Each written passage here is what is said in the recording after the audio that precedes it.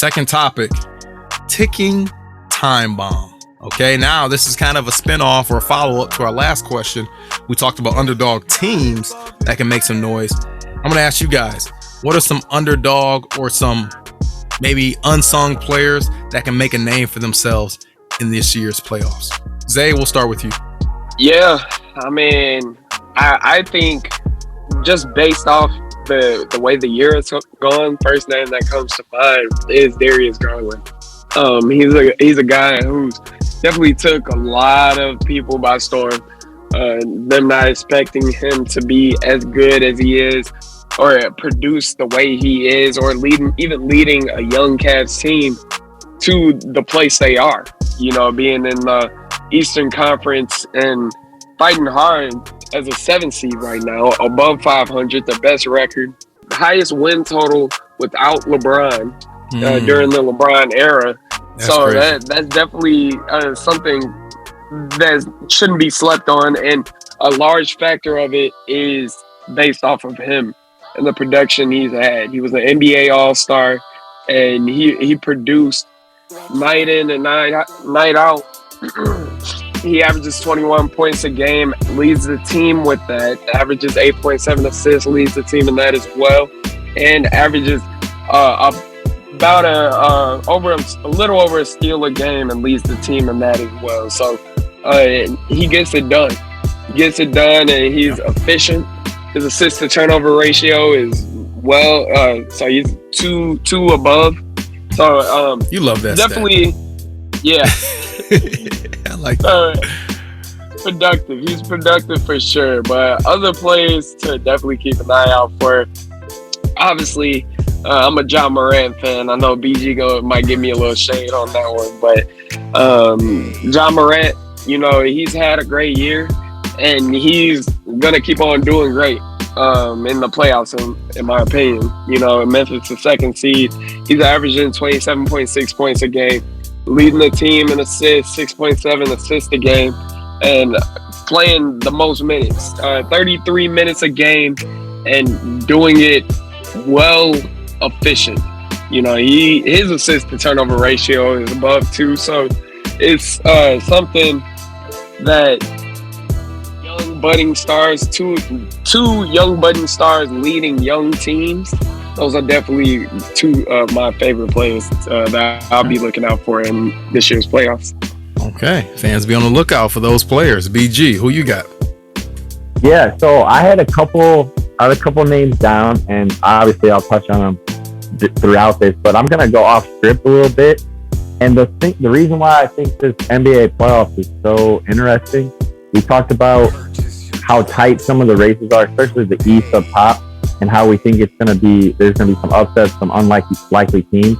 But I think you can go down the line in both conferences, and there's one or two guys that really can make a name for themselves or help their legacy even more on every single team. You talk about Miami in the East, Jimmy Butler winning a championship, along with that crew. Kyle Lowry, you know, he's there now. That will say a lot about his legacy.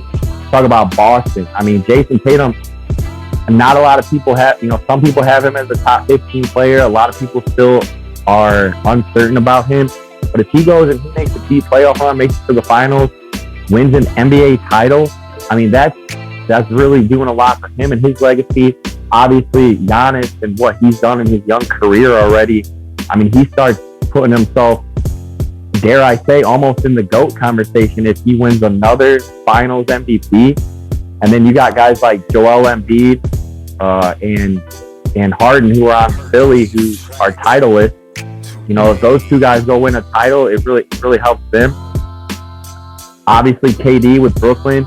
Kyrie has a lot to gain with a title. He can shut people up about him not getting vaccinated all year and sitting out.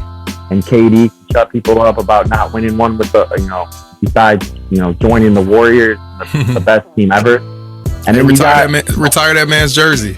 He said it'd be a travesty if they don't retire his jersey. Then you look to the West, and I mean, Devin Booker and Chris Paul on the Suns. Devin Booker's been disrespected all year. He's not in any MVP conversation. Right. He wasn't voted as a starter, as an all-star starter.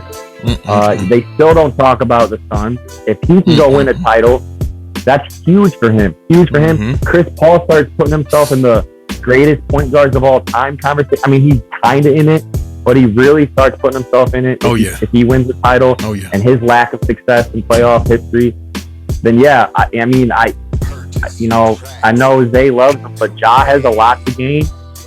Klay Thompson for the Warriors, being left off the top 75 team. Curry, I mean, he just puts even more, cementing his legacy even more. He's kind of head to head with Magic as the top point guard ever. If he wins another one, how do you not put him above Magic? Luka's got a lot to prove. And then PG. If PG can make a great playoff run, he's got a playoff P is a negative nickname for him. If he can make a deep run, get some upsets, lead a team without Kawhi, I mean, that says a lot about his legacy as well. So I think there's a lot of players that have a lot to gain. I think you named every NBA player on every NBA roster. No, I skipped a few. No, I'm kidding. That was really good list, and make a lot of really good points, both of you guys. And that is the wonderful thing about the NBA playoffs, man. That is why I fell in love with the game of basketball first and foremost as a kid, and especially NBA basketball, because there's a distinct difference, right or wrong, between the regular season and the playoffs. It's officiated differently. The defensive intensity ratchets it up.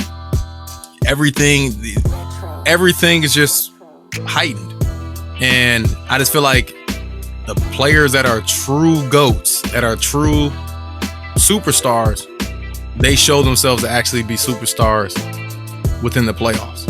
Now, the regular season means a lot, but it ain't the playoffs. It's different. There's a lot of guys that we honestly, and I say we, I'm talking about your casual fan, we knock because of what they did not do in the playoffs. Thinking of a James Harden, thinking of a Chris Paul, thinking of those type of guys that stellar careers, top 100, top 75 players of all time. But the only dirt on their name that people throw at them is because of their lack of playoff success. So you talking about underdogs, ticking time bombs, guys that are bubbling, but they ain't really popped yet. But these playoffs could do it for them. I got a couple guys in mind, and one in particular, I'm going to start with Jordan Poole. What has Jordan Poole done to this point before this year that gave any reason to him, jump into that superstar or all NBA or even all-star level? Really nothing. But what has he done recently, especially since Steph has been out? Oh, I don't know. He's done nothing but have games of 31 points, 38 points, 25 points, 26 points, 24 points, 30 points, 26 points, 28 points, 29 points, 30 points. And he's been really efficient. He rebounds the ball well. He assists the ball well. He's averaging at this moment right now, if I could do the quick math, he's close to 30 points a game. I'm talking about in his last month. 30 points a game, 6 rebounds a game, 6 assists a game. And he can knock down a tray ball. I mean, I remember he was drafted out of Michigan. I did not think he was going to be all that. I knew he was a shooter. I'm like, okay, he can come off the bench for GS, Golden State, and, maybe do some things. But he has shown, man, like he can do a lot. And if that franchise didn't have a player named Steph Curry or didn't have a player named Klay Thompson in their history, you can't tell me that they wouldn't hand the keys to that young man and give him the fortune, give him the kingdom, and say, hey, run the show, because he is one of those guys. He is legit. So I think he can really make that next level step and show the world, hey, I'm not just a gimmick. I'm not a gadget player. I'm not somebody that can only shine when Steph Curry's out. No, I'm a legit, bubbling, superstar, all-star level type of player. Another guy I got, maybe not on that level, but who's been doing work as well. You guys know my guy, man. Desmond Bane. And again, he's in the same vein as Jordan Poole. You look at some of his recent stats. Okay, here we go. Carolina's about to South Carolina's about to put this away, right? Bro, I'm watching right now. They're up 16. And again, another name, Desmond Bane, who I've hit on multiple times, but he's in that same vein. You look at some of his totals recently: 22 points, 20 points, 30 points, 23 points, 24 points, 21 points, 21 points. And again, it's not all about scoring with him, but the fact that he can just knock down a tray ball. You guys know, in those big playoff series where maybe, the superstar is not really having that great game, and they need one of those quote unquote role players to step up, and have a 25, 30 point game, maybe hit 5 or 6 threes. Desmond Bane is one of those guys for Memphis. And he's been one of those guys for Memphis. And BG, I think you said it in our group chat.